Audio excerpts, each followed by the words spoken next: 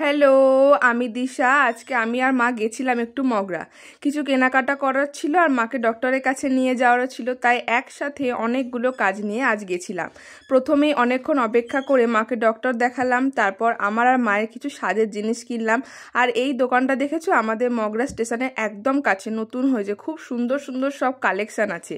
তারপর আমি আর মা গেছিলাম একটু মগরা ট্রেন্ডসে, বাট এখানে কালেকশান খুব কম। আমার বাড়িতে পরার কিছু জিনিস দরকার ছিল, সেই জন্যই আরও গেছিলাম, না হলে আমার পুজোর কেনাকাটা মোটামুটি প্রায় হয়েই গেছে।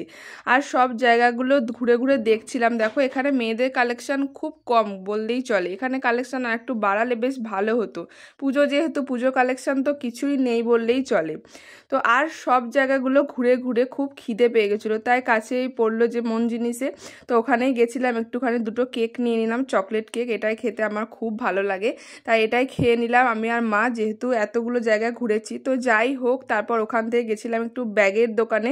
পুজো প্যান্ডেলে ঘুরে ঘুরে যেমন ঠাকুর দেখতে হবে, সেই জন্য ব্যাগের দরকার, তো তাই গেছিলাম। তো আজকের ভিডিওটা এতটুকুই। ভিডিওটা ভালো লাগলে অবশ্যই একটা লাইক করে দিও, একটা কমেন্ট করে আমায় জানিও ভিডিওটা তোমাদের কেমন লাগলো।